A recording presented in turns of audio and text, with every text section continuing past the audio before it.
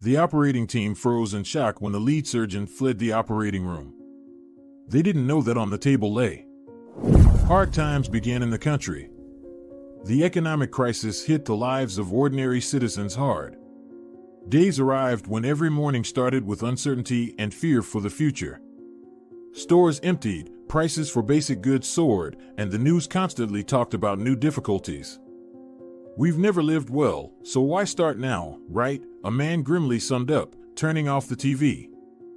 In this challenging environment lived a family. The father, who worked in a construction company, faced a wave of layoffs, and the mother, accustomed to being a housewife, no longer knew how to help her husband.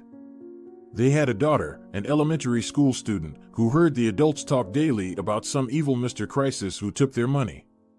Family evenings, once filled with laughter and joy, were now often tense. Amidst constant news about rising prices and increasing crime rates, the parents tried to protect their daughter from anxious thoughts, but it became increasingly difficult for the adults to remain optimistic. Discussions about how to allocate the meager family budget or what to do if the situation worsened became routine. "John, look, today we still have a bit of pasta and rice. I traded with the neighbor for some cheese and a couple of cans of chicken, gave her Jess's old dress," the woman said, leading her husband to the kitchen table where all the available food was laid out. "In the cupboards, we have bits and pieces. Flour, oil, salt, sugar. We have enough of that. But we are running out of decent side dishes." "Well," the man began, pressing his lips together in thought, "I can take a few books from my father's collection to the junk dealers. They're rare. Originals. Or I can go across the road, some guy is building a garage. I could try to get some work as a laborer." Every day, the mother checked if they had enough food to prepare dinner, often choosing the cheapest and most accessible options. The father, trying to support the family, sought odd jobs, but the work was unstable and poorly paid. Sometimes he came home late at night, tired and disappointed that he couldn't provide the same level of life for his family. As the crisis escalated, the family's life became unrecognizable. Previously, the father's income alone was enough to ensure a stable and comfortable existence. But soon, the mother had to go to work as well. She got a job at a local store with a small salary, and sometimes she could bring home discounted goods. Despite both working, the family barely made ends meet. The mortgage forced them to count every penny, and the car loan taken out in more prosperous times now seemed like an unbearable burden. The payments consumed most of their income, leaving very little for other needs. "John, please don't sell the car," Monica sometimes started the conversation, holding a notebook with their financial plan written out. "You use it for work. And I take Jess to the doctor and school. The loan may be big, but the car helps us live." The man thoughtfully looked at the pile of bills spread out on the table. His lips were chapped and ragged from stress. He often bit or picked at them with his nails to calm himself. "I know, honey, I know," he said, picking up a calculator, "but we're already at a dead end. Without the loan, we might stay afloat, but now. Okay, let's see. This hell can't last forever, right?" In addition to financial problems, the family faced Jessica's worsening health. Her eyesight rapidly deteriorated, requiring expensive treatment and regular doctor visits. The last of their savings went towards buying necessary medicines and paying for medical appointments. They had to economize on everything, denying themselves the basic joys of life. Evenings, once spent enjoying family dinners, now turned into endless calculations and budget planning for the next month. The atmosphere at home grew tense, each day bringing new challenges and worries about the future. During the crisis, family life resembled a battlefield. The girls' parents could not find common ground, their conversations increasingly ending in loud arguments that escalated into real dramas with broken dishes and damaged furniture. For the girl, trying to cope with her school responsibilities, home became akin to a torture chamber. Even expensive glasses couldn't fully correct her vision, and the school board remained a blurry picture. In class, she felt detached because she couldn't see what the teacher wrote. She had to ask someone to read aloud. The only good thing about the crisis was that people became a bit more united. help a classmate with a test, and tomorrow her parents would share food with yours. No one mocked children for old or cheap clothes anymore. Almost everyone wore the same. Only a few would joke about Jess's thick glasses, and that was quickly stopped. But at home, where it should have been her refuge, it was impossible to study. Noise and shouting distracted her from homework and studies. Every evening, the girl tried to find the quietest corner of the house, but even there, she couldn't escape the noise of arguments from other rooms. "Damn it, John, why did you sell that package?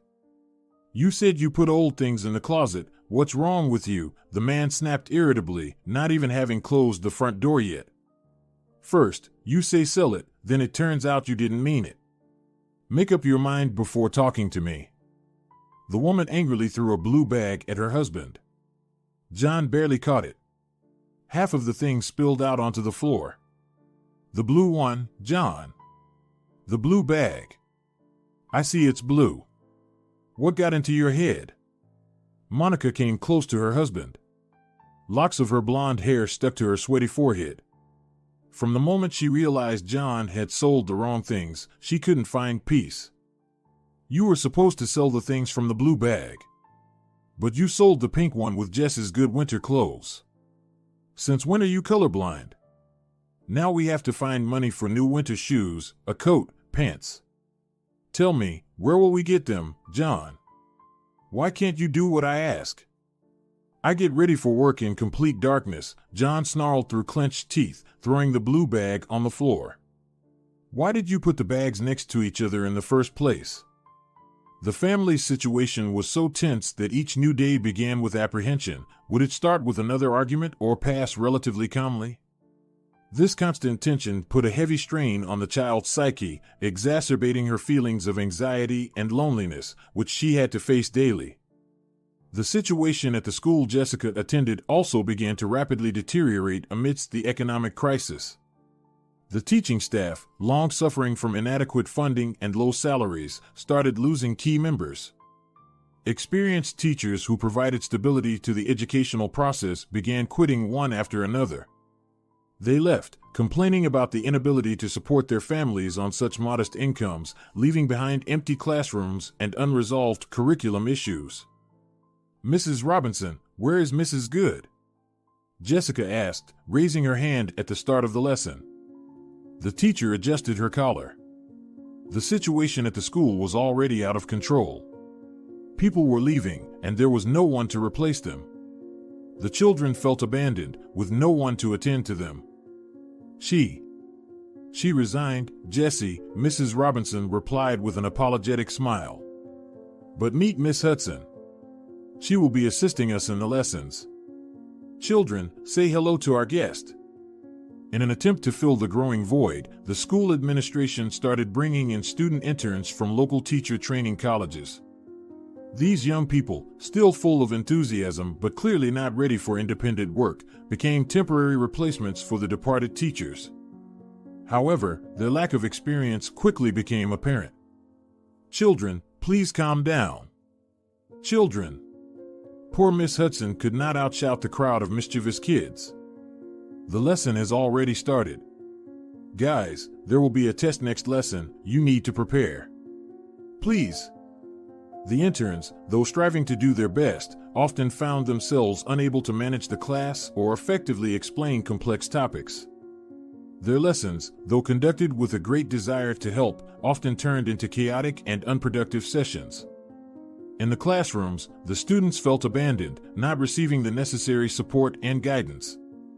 These changes at school only exacerbated the difficulties Jessica was already facing at home. The inability to focus on her studies due to family problems was now compounded by the lack of qualified help at school. The educational process, which was supposed to be a pillar and stability in every child's life, turned into another source of stress and uncertainty. This continued until high school. But one day, her family faced a cruel blow. That day started as usual for Jess, with school lessons and friendly talks about homework on the way home. However, when she opened the door to her house, she was met with an unexpected silence, broken only by quiet sobs coming from the living room. At that moment, the air seemed electrified, and every step through the house heightened her sense of anxiety. Even the rustling of her school blouse made the girl flinch. Her gray eyes hungrily scanned the dimness that filled the apartment. "Mom?" In the living room, her mother sat on the couch, hiding her face in her hands and quietly crying. Scattered around her were photos and some personal belongings that were usually kept in the parents' bedroom. Her blonde hair was disheveled, and her makeup was smeared from tears. "Mom, what happened?" Her mother continued to cry, not paying attention to her daughter's presence. Words of comfort stuck in Jessica's throat, and the girl, who had just turned 17, had to wait patiently. Finally, the woman raised her tear-stained eyes. "Honey, Dad left," Monica sobbed loudly. "I'm so sorry, sweetheart." Standing in the doorway, the girl watched her mother, not knowing how to react. Her heart clenched with pain and confusion. The family she knew suddenly ceased to exist as it always had. The thought spun in her head that her father, it seemed, couldn't cope with the accumulating difficulties and chose to run away instead of staying and fighting with them. John, who always seemed like a strong pillar of the family, was gone. He simply packed his things and left without leaving any explanations or farewell words. Monica, usually so strong and determined, now seemed utterly broken and defenseless. "Mom," Jessica sat on the couch next to her mother and embraced her. It's okay. Do you hear? We'll manage." As painful as it was for Jessica, she had to accept this new reality where she and her mother were left alone. It was a moment when she truly felt the weight of adult life, full of uncertainty and loss. After the tough challenges of her parents' divorce and the economic crisis, a period of stabilization began in the family's life. It was as if fate decided to reward them for the difficulties they had endured. The country's economy started gradually recovering, bringing positive changes to their lives. Jessica's mother received a pay raise, which provided timely support for the family that had long needed it. Meanwhile, the girl, who had already become a young woman, was able to resolve her vision problem. At some point, as if another blessing, the necessary amount for paying for vision correction fell into their lap. Her mother carefully concealed where the money for such an expensive operation came from, preferring not to discuss this topic to avoid reminding them of past difficulties. Despite all the obstacles that came her way, young Jessica did not slow down in her pursuit of her dream of becoming a doctor. She successfully passed the entrance exams and was admitted to medical university, where, despite the initial difficulties related to adapting to a new academic environment and the lack of financial support, she managed to achieve high results. "Miss Tucker, you are truly a find for our university," her anatomy professor told her. "Stay among the best. You set yourself on a path to success right away. And in your first year, you were just dealing with your vision. Your mother can be proud of you." Hard work and unwavering perseverance helped her not only adapt to the new conditions, but also earn a higher scholarship, which significantly eased her financial situation and allowed her to focus on her studies. This success symbolized that even after the darkest periods in life, there is always a chance for a bright future. She realized that any difficulties are surmountable if you don't give up and keep moving towards your goal, despite all obstacles. When the fear of the crisis faded, the family took decisive steps to strengthen their financial position. One significant step was getting rid of the car loan. The decision to sell the car was not easy, as it had long been not only a means of transportation but also a symbol of some family well-being. However, simple necessity and the desire to reduce debt pressure prevailed. When the buyers came for the car, Jessica gently ran her hand over its roof. "Goodbye, old friend," the girl whispered with a touch of sadness. "You were my childhood. I guess it's time to grow up." Selling the car allowed them to pay off the remaining loan, freeing the family from monthly payments that burdened their budget. The remaining funds were used to partially pay off the mortgage, which also helped reduce the overall amount of monthly payments. This financial maneuver not only improved their current situation but also gave them greater confidence in the future. Although they couldn't entirely rid themselves of mortgage obligations immediately, the significant reduction in debt brought long-awaited peace to the family's life. They began to feel more liberated, knowing that while the path to full financial independence was still long and arduous, the first confident steps had already been taken. Now they could plan their future with less debt burden and greater hope for stability and prosperity. At the university, where she spent most of her time aspiring to a medical career, she met him, a young man named Tyler, who, like her, was fully immersed in his studies. It was a meeting of two lonely hearts finding a deep kinship in each other. Their relationship developed slowly, as both understood the value of the time and effort they invested in their future. The girl, feeling like a little schoolgirl, would involuntarily blush every time she encountered him in the corridor. "Hi, Jesse," Tyler said with a sincere smile, involuntarily straightening his shoulders. "How was Barton's lecture?" "Quite the ordeal, right?" Jessica clutched the collar of her white coat. Mrs. Barton taught Latin and was, apparently, a bit eccentric. Nobody wanted to talk to her, much less stay alone with her after class. But the girl had almost forgotten about the strange teacher. She didn't immediately understand what Tyler had asked her. "Huh? Barton?" she asked, more to herself. "Oh, Mrs. Barton, right. Well, she's quite unique." "Yeah." The guy smiled brightly again. He stepped closer to his friend. To be honest, he often felt lost when he saw Jess.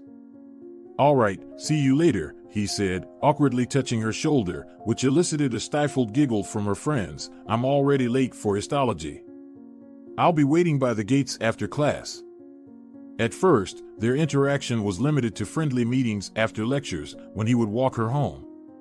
These moments were full of innocent conversations about the day, discussions about the difficulties of study material, and future plans. Gradually, these leisurely walks turned into evening meetings in the park, where they could enjoy the quiet and solitude. Unexpected bouquets of flowers became another pleasant addition to their meetings, symbolizing the development and deepening of their feelings. Jesse's friends couldn't stay out of it. "Jess, what is this kindergarten? When will you start thinking about something serious?" Brittany sighed heavily. "Has he ever taken you to a restaurant?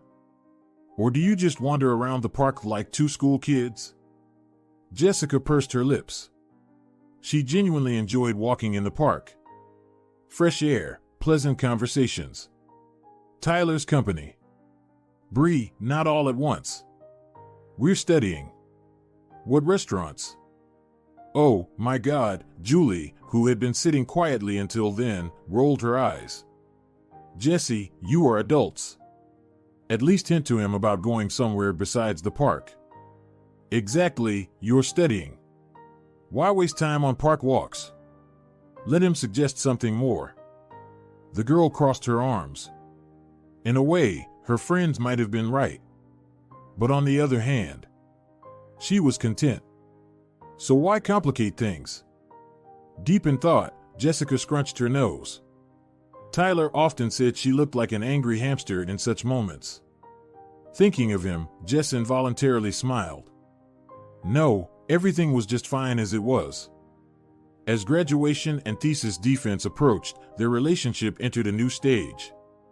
Now, free from academic burdens, they began to spend more time together, allowing themselves to enjoy each other's company in a romantic setting. Dates and restaurants with beautiful courtesies became their new reality, where each moment was filled with joy at the realization that they had found each other in this big world. These meetings crowned their long acquaintance, a moment when they could not only celebrate their graduation but also plan their future together. They both felt they had found not just love but also support in each other, which would contribute to their mutual growth and development. Jessica fondly recalled a family dinner at a restaurant. Monica, Tyler's parents, and his younger sisters were all at the table. Suddenly, he got down on one knee and asked, "Will you marry me, Jessica Tucker?" The rest was shrouded in a pleasant haze of memories. Trying on wedding dresses, bringing the best one home with her mom, budgeting for the wedding with Tyler, decorating invitations, and distributing them to friends. Then they were already decorating the banquet hall, preparing it for a modest but very cozy celebration. The altar, vows, and exchange of rings. They stepped into a new life full of hopes and mutual plans. Both graduated from medical school with honors, and now, filled with enthusiasm and professional ambitions, they began their careers. Choosing a place of work was not a problem for them. What mattered most was being close to each other and supporting one another in any situation. That was their main family creed. They chose a district hospital, which wasn't the most prestigious place to work, but offered ample opportunities for young specialists.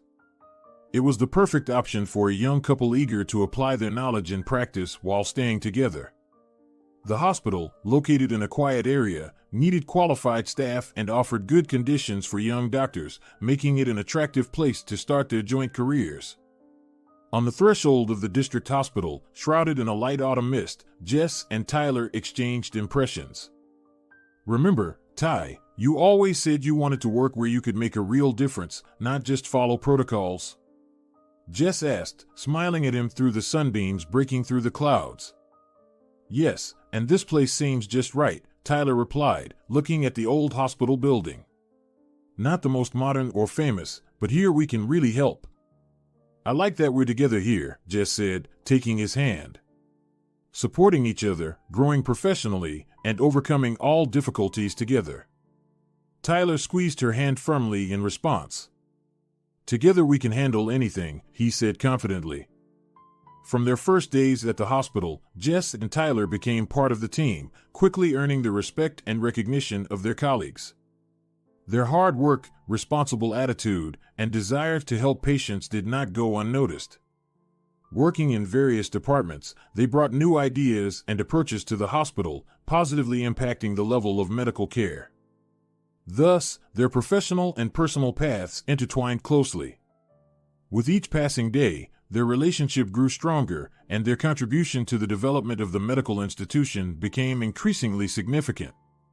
Starting their joint career at the district hospital, they proved that medical vocation and family harmony could perfectly complement each other, providing a powerful incentive for growth and self-improvement. Internship turned out to be a real test for both. Tyler, diving into the world of endocrinology, dedicated his time to studying and treating hormonal disorders, which required not only deep theoretical knowledge but also the ability to see subtle interconnections in the human body. His days were filled with analyzing complex cases, consulting with more experienced colleagues, and constant self-education. At the same time, the girl faced the harsh reality of the oncology department. Every day, she saw how the disease spared neither the old nor the young. Working with oncology patients required not only professional knowledge but also immense emotional investment. The advanced cancer cases she encountered were especially challenging. Patients came with hopes of being saved, sometimes from the most remote corners of the country, and each case posed the most difficult questions: how to alleviate suffering, how to prolong life, how to maintain human dignity in such conditions. Many of her patients avoided seeking medical help until the last moment, relying on folk remedies or simply fearing a diagnosis. This often led to the disease being detected in its later stages when the chances of successful treatment were significantly lower. The young woman had to not only treat the body but also work with the patient's deep-seated prejudices and fears, which added emotional strain. Evening time at the medical center usually arrived quietly, but this time it was filled with a tired but important conversation between two young doctors. These small talks helped them stay sane. Sometimes, they needed to talk about work specifically with each other. "How was your day, Jess?"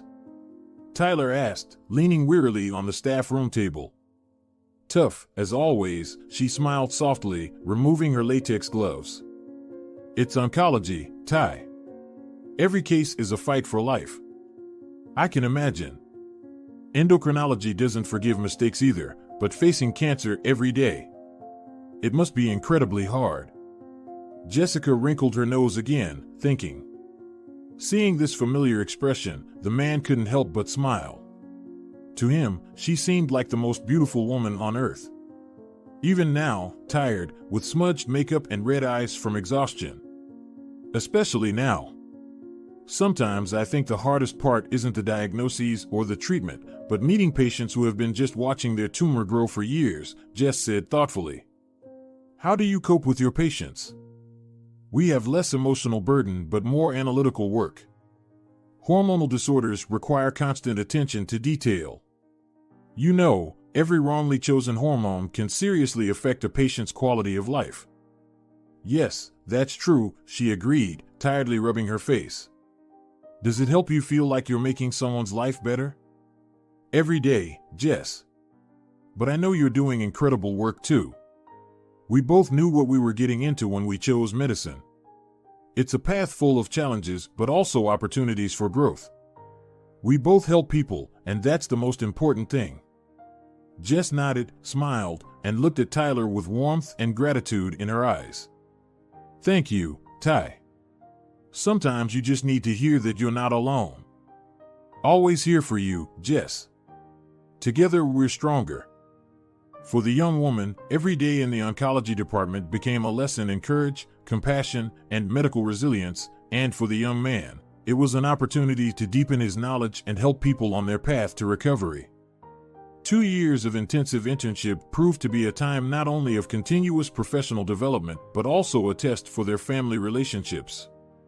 Every day, they became more skilled in their specialties, gradually gaining the experience necessary for young specialists.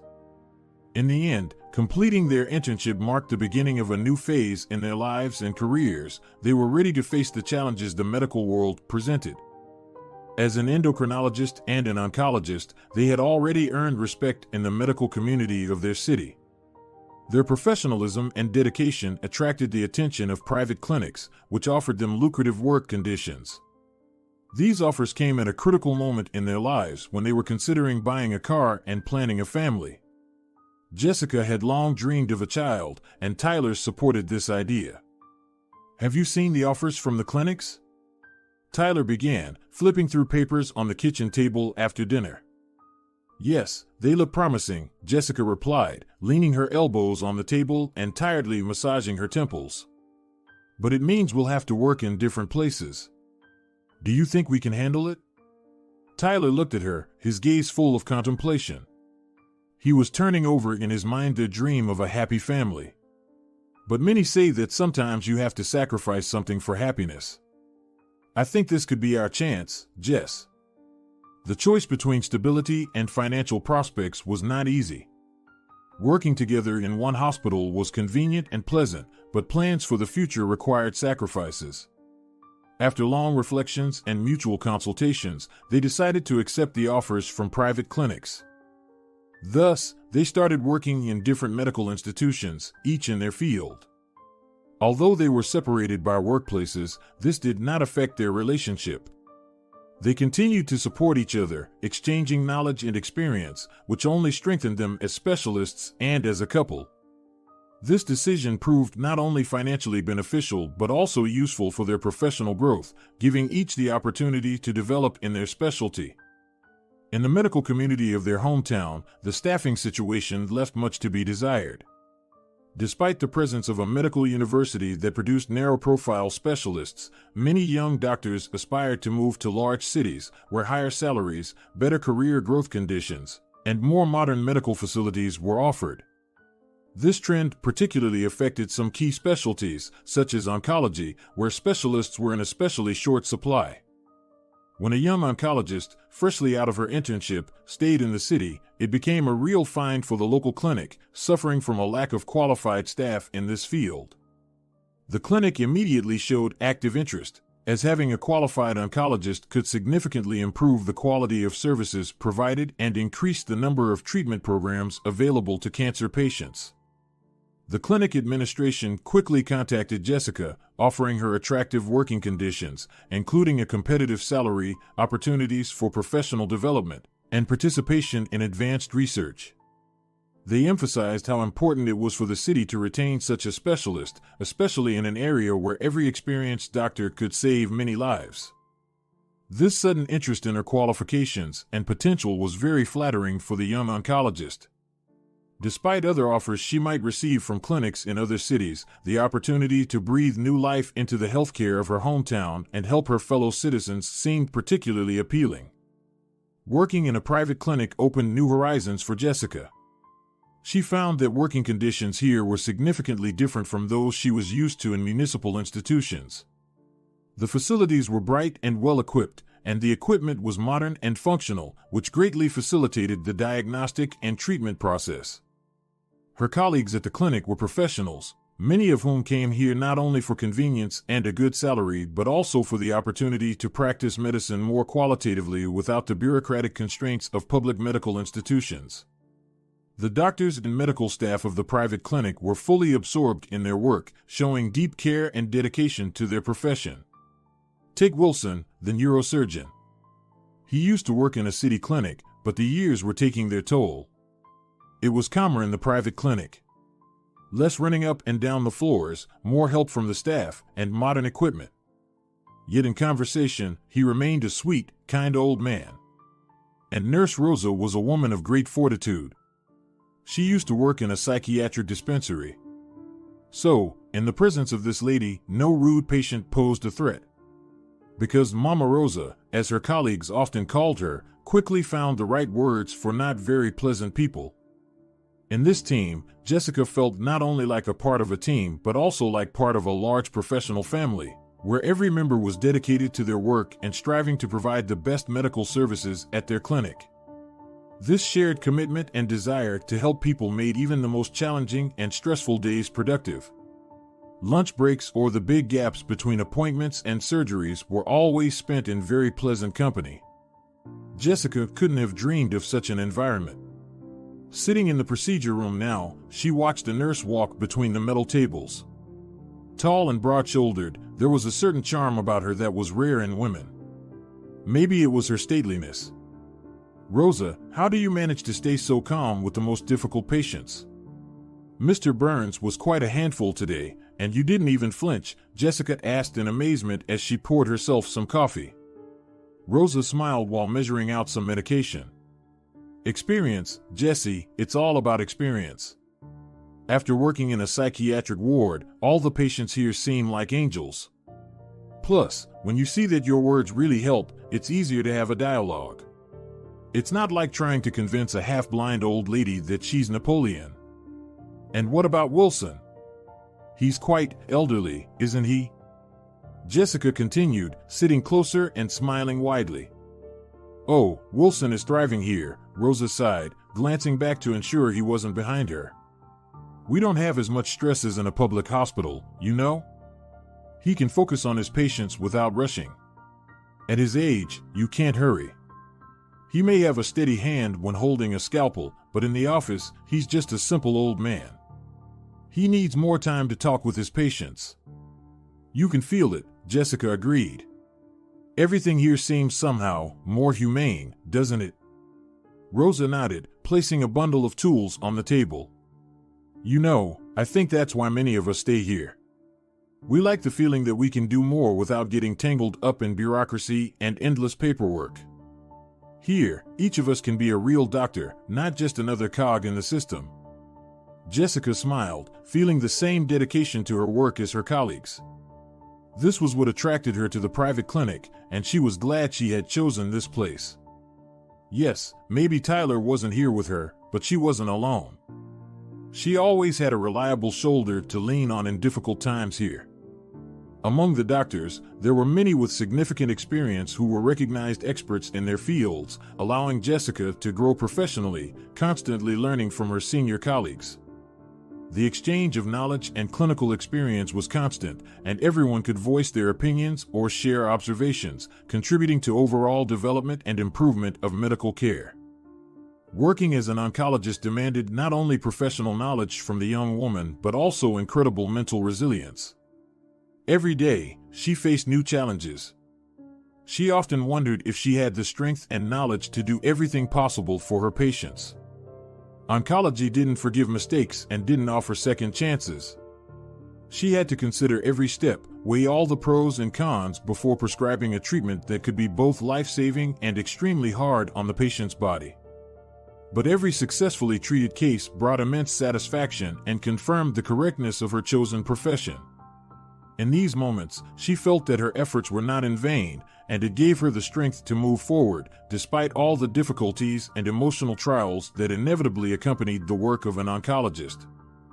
Returning from medical leave is usually accompanied by a couple of leisurely days, but for Jessica, there was no time for gradual immersion back into work. A complex surgery was scheduled for her arrival at the clinic, requiring immediate diving into medical documentation and the specifics of the current case. The urgent patient was a man with a rare and aggressive form of cancer. Eugene, another oncologist who had temporarily handled his case, had made preliminary preparations and provided everything needed for the surgery, but a full assessment and strategic decisions required Jess's input. She spent the evening studying the patient's medical history, analyzing test results, and previous treatments. The next morning, she met with Eugene to discuss the details of the upcoming surgery. The doctors thoroughly analyzed every aspect of the case, discussing possible risks and optimal approaches to treatment. They constantly handled sheets of analyses and examinations. The importance of the moment was heightened by the fact that every decision could critically impact the patient's treatment outcome. "We need to be as careful and precise as possible," emphasized Jess, flipping through the pages of the medical chart. "This type of tumor requires a special approach, and every step during the surgery must be meticulously planned." Eugene nodded in agreement, adding, "That's right. It's good that you're here. A fresh perspective is exactly what we need for a successful outcome." Preparation for the surgery took several hours, during which the team discussed every possible scenario, planning actions for each stage of the intervention. This was yet another chance to prove that even after a forced break, she could return and continue helping her patients with the same dedication and professionalism. No medical leave could take away her confidence in her actions. The operating room was filled with tense silence, broken only by the sounds of medical equipment and the whispers of the staff preparing for the procedure. The air was thick with the presence of death, terrifyingly close. Jessica stood by the operating table, looking at the patient's face, which seemed hauntingly familiar. Under the anesthesia mask, his features reminded her of her father's, a man whose disappearance left an unhealed wound in her life. She saw the distinctive hooked nose, and the mole peeking out from under the cap was just like her own. A shiver ran through her body as she tried to push away the memories that flooded her mind. "It can't be him," she told herself, glancing at the medical chart to confirm the patient's name. The name was entirely different, but doubts continued to gnaw at Jessica from within. She remembered the day her mother sat in the kitchen, crying and staring into space after her father left and never returned. Her mother never explained why he disappeared, leaving only a heavy veil of silence instead of answers. And now, before her lay a man whose face seemed like a stamp from the past. Tension filled the operating room as the young oncologist suddenly stopped, staring at the patient's face. Her colleagues, noticing her confusion, began calling out to her and shaking her shoulders, trying to bring her back to reality. But instead of answering, she abruptly turned and, as if in a panic, ran out of the operating room. Throwing off her surgical gloves, she rushed to her locker in the dressing room. "Jessica?" Eugene called out, startled. "Jessie, where are you going?" Taking out her mobile phone, the girl frantically began dialing her mother's number. The hallway, usually full of sounds and movement, seemed unnaturally quiet, and each ring in the receiver sounded like an echo of her own fears and doubts. The wait was true torture. In that brief moment when her daughter called, the air seemed to freeze. A barrage of questions hit Monica. It took her a few seconds to gather her thoughts, but Jess didn't wait and pressed on. "Why did you never tell me about Dad? Why did he leave?" Jessica's words were hard to get out, each one burdened with years of misunderstanding and silence. The mother was in a stupor for a few seconds. "Jessie, dear, I thought we had already gone through this. We both decided never to go back to this topic." Her voice trembled as she tried to stay calm. "No, Mom, we never discussed it. Never. I just saw him, or at least someone who looks like him, on the operating table, Mom." Jess struggled to hold back her tears, each word disrupting her breath. There was a heavy pause on the phone, then a wail. Her mother could no longer hold back. Her sobs drowned her voice, and the doctor, listening to this outburst of emotion, felt growing anxiety and pity in her heart. I should have told you earlier. Forgive me, forgive. Her mother's words were lost in her own tears, and the conversation became more blurred and unintelligible. Thus, through tears and uncertainty, an old secret that had been lying between mother and daughter like an invisible but palpable wall began to unfold. That morning, when young Jessie came home, the heavy atmosphere was palpable right from the hallway. Her mother was sitting on the couch, hugging herself, rocking back and forth. She cried quietly so the neighbors wouldn't hear, but each sob was so deep and sincere that the girl immediately felt a pain in her chest. "Mom, what's wrong? Why are you crying?" the daughter cautiously asked, sitting down next to her and gently touching her mother's hand. Her mother slowly raised her head, wiping her tears with a large handkerchief. Her eyes were red, and her gaze was weary from worries about something utterly unthinkable. "Dad, he left," she struggled to get the words out, each one shaking the air like a blacksmith's hammer. Jessica shook her head. A fragment of memories that had haunted her for many years. Every time, the same scene. The long walk down the hallway, her mother's crying, and a sense of hopelessness.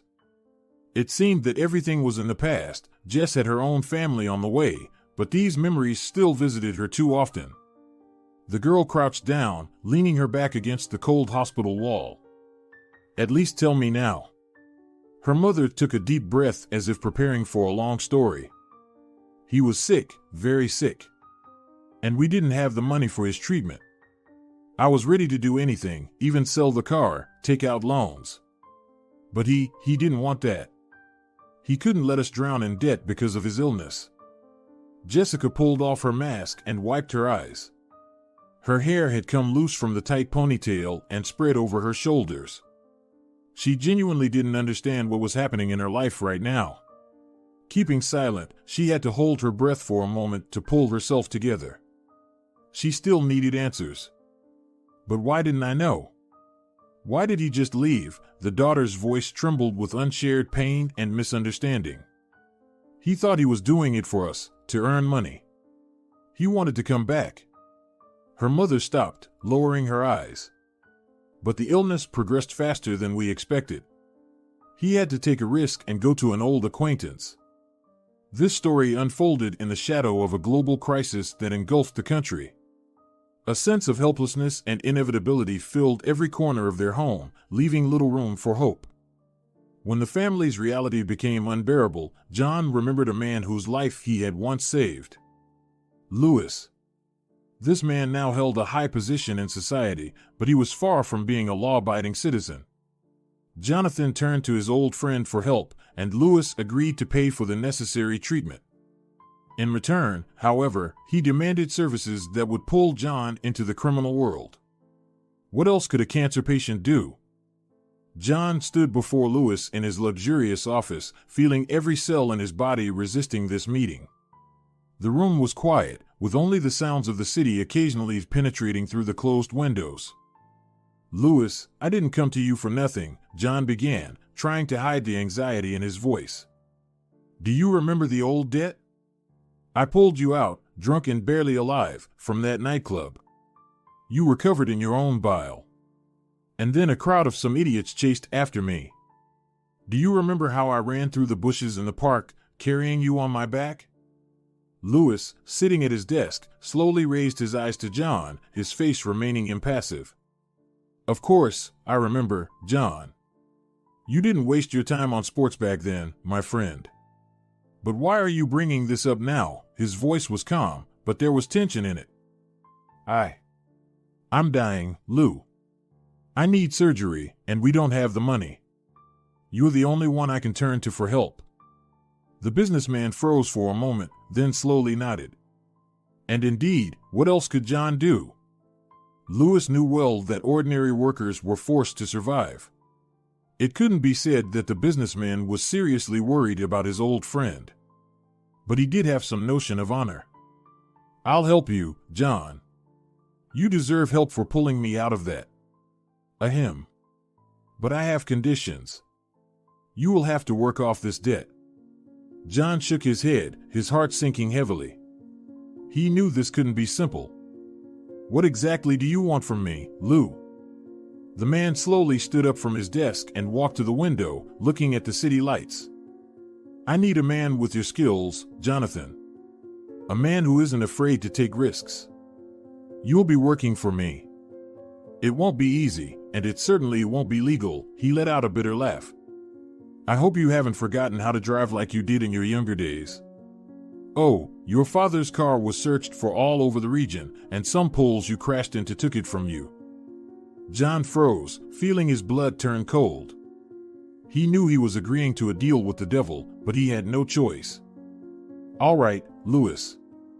Give me time to get used to something other than the family sedan. I already understand what you want from me. Louis turned, his gaze predatory, as if he saw before him the boy who feared nothing once again. You'll get the best treatment, John. You can count on me. Despite the risks and possible consequences, the ailing Jonathan agreed to the deal. His actions were driven by desperation and the desire to do everything possible to save his life. Initially, everything went according to plan, the treatment was paid for, and the father began to carry out assignments for his savior. However, soon Louis's competitors noticed the new player. The tension in his life increased as his actions attracted the attention of dangerous people. Before fleeing the country, John managed to pass a significant sum of money to Monica, which allowed for Jessica to have the necessary eye surgery. This money became the last testament of his care for the family. After the man's departure, his traces were lost, and he never appeared in his family's life again. The woman, having received the last funds from her husband, firmly decided that it would be best for everyone to keep silent about his fate and the reasons for his disappearance to protect her daughter from a truth full of pain and danger. In the hospital corridor, filled with tense anticipation, the head surgical nurse caught up with Jessica, who was trying to control her emotions. The team of surgeons and nurses faced an unexpected situation, deciding whether to proceed with the scheduled surgery after their lead oncologist, in a state of severe shock, had left the operating room. The responsibility for the patient's life hung in the air, and no one wanted to make a decision without guidance from the lead specialist. Jessica, wiping away the last of her tears and taking a deep breath, mustered the courage and said, "I can handle it."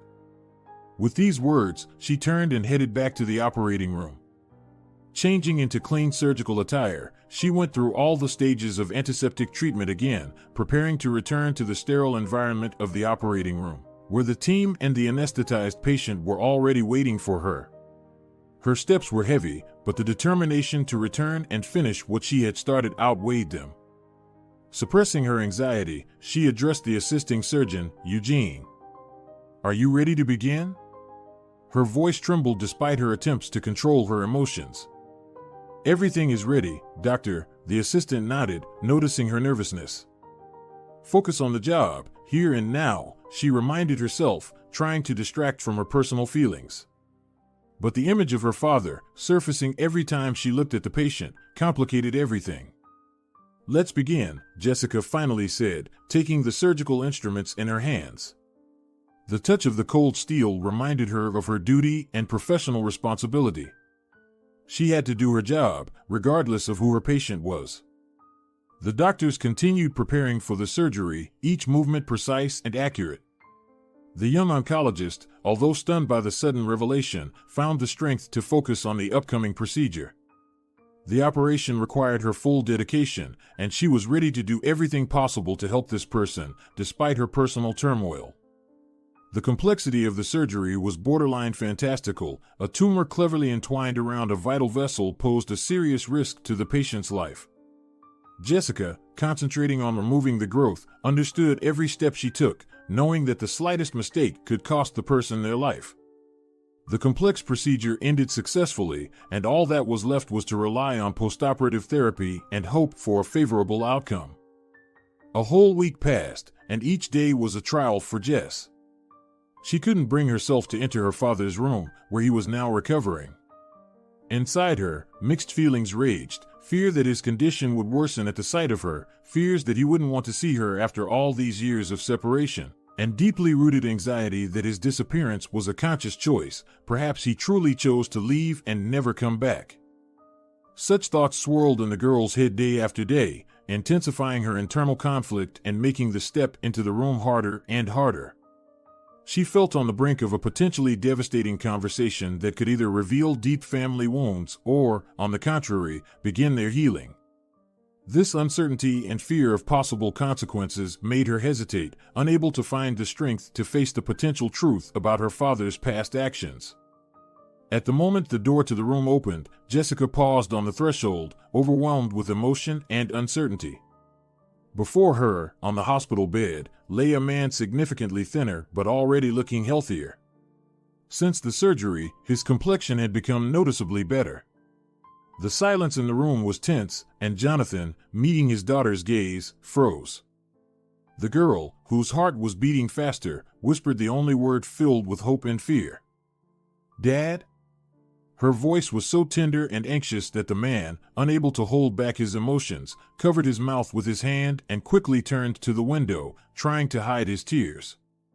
Surprise and shock from the sudden meeting overwhelmed him, as he didn't expect that it would be his own daughter who turned out to be his doctor. The thought of how she might have changed her last name swirled in his head, whether she got married or maybe hated him so much that she decided to renounce everything that reminded her of the past. Finally, sitting on the edge of the bed, she touched his hand, which he grabbed in return and began to kiss frantically, whispering prayers for forgiveness. "Jessie, my baby, my little princess," John quickly whispered through tears, as if afraid he didn't have time to talk to his child. "Oh, God, Jessie, forgive me. I wanted to come back, Jess, I really wanted to." The girl gently touched her father's chin and lifted his head. She looked into his eyes, herself ready to burst into tears. "Then why didn't you come back?" Gathering his strength, the father began to tell his story, immersing his daughter in the grim details of his past. After he left the family, his life turned into a constant escape. Competitors of his old friend would not leave him alone, finding him in every new hideout. For years he wandered from one city to another, trying to stay one step ahead of his pursuers. Changing documents became part of his reality. He changed his identity several times to ensure his safety and anonymity.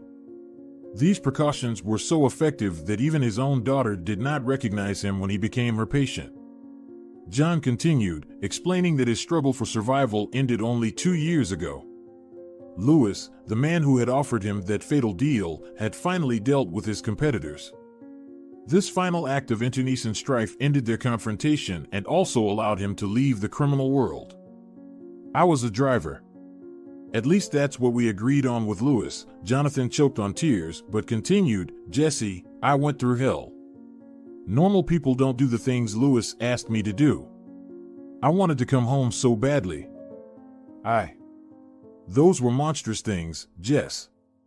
"Shoo, shhh, Dad. It's all over, right?" The man nodded.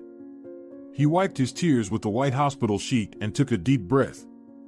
After all the trials and running, returning to his hometown, Jonathan felt an overwhelming guilt and shame for his long absence. He couldn't allow himself to return to his family. The thought of how he left home for years to fight the disease, only to return with a relapse. It was too cruel an irony. John didn't want his beloved girls to think that he came crawling back for help. The man was torn between the desire to be with his family and the fear that they would consider him weak. His future plans were closely tied to the hope of recovery. Lewis generously rewarded him, giving him a high position in his company. Now, he had the money to get treated without resorting to crime. In his thoughts, he already pictured a happy family life. If he survived, he could start anew and make up for lost time with his beloved girls. "You know, Dad," Jessica smiled sadly, "you're in good hands. Everything will be fine. I'll fight for your life. I'm the best oncologist in the region. I'm so proud of you, sweetheart." Jonathan pulled her close and hugged her tightly. "It's such a shame I wasn't there. I would give anything to have seen you grow up." Jessica suddenly drew away from her father. Her face, streaked with tears, lit up with a smile. "Mom. Do you want me to call Mom?" The man nodded and covered his eyes with his hand. Monica. He missed her so much, his Valkyrie. She was willing to do anything for him to come back. When the family gathered together again in the hospital room, it became difficult for everyone to breathe. Monica followed their daughter inside, barely holding back her excitement and fear. The strange silence was replaced by awkward attempts to start a conversation, where each word felt like a ton. John, exhausted and pale, still struggled to realize that his closest people, who had been mere shadows in his past for many years, were standing before him. "You really came back," Monica whispered, approaching the bed. Her eyes were full of tears she couldn't and didn't want to hold back. "After all these years, how could you?" The father shook his head, fighting the urge to comfort her, knowing that simple apologies wouldn't be enough. "I know I broke our life," he began, his voice trembling with fatigue and remorse. "I didn't leave because I stopped loving you. I did everything to protect you, to one day come back and make things right." The mother sat on the edge of the bed, carefully taking his hand in hers. "For many years, I only blamed you," she admitted. "But now that you're here, I just want to understand why. Why so long, Johnny?" In this tender touch, full of intertwined hands, the father found the strength to tell his story. He explained how every step he took was dictated by the desire to protect them from the danger that followed him. All the mistakes, all the decisions he made, he spent all this time searching for a way to return without posing a threat to their safety. The words flowed slowly, each one bringing the mother closer to understanding and forgiveness, though they couldn't erase the years of lost closeness. The scene ended in tears, which seemed to wash away the burden of past years. Jessica could only quietly sob, watching her parents embrace each other. They clung to each other as if someone was trying to take them away from each other. But not this time. They would never part again. Half a year after the reunion was a difficult journey toward restoring the family. Monica and John's marriage suffered the most. Reviving their relationship was like the slow but sure blossoming of a cherry tree recovering from a fire. Every day they learned to communicate anew, share the little things, and support each other. All this time, their daughter, now a grown woman, watched them with warmth and hope that her family had finally found lost happiness. And one beautiful spring day, when the sun was shining brightly and the air was filled with the scent of blooming trees, the man got down on one knee again before his first and only love. He proposed that she become his wife once more, to rebuild their shared future they once planned. Her eyes filled with tears of happiness as she said yes, and the wedding ring once again sparkled on her finger. 2 years later, after many family celebrations and shared moments, the family received new joyous news. Unexpectedly, they found out that both the daughter and the mother were expecting. This news became a symbol of new life and new opportunities for the whole family. Both women, full of joy and anticipation, shared their hopes and dreams about the future, which now seemed so bright. This time, everything was different. No one was suffering from illnesses, life seemed full of opportunities, and the family was full of optimism. They eagerly awaited the moment when they could welcome new members to the family, ready to offer them all the love and care they once longed for. This new chapter in the family's life was full of the anticipation of happiness that they would share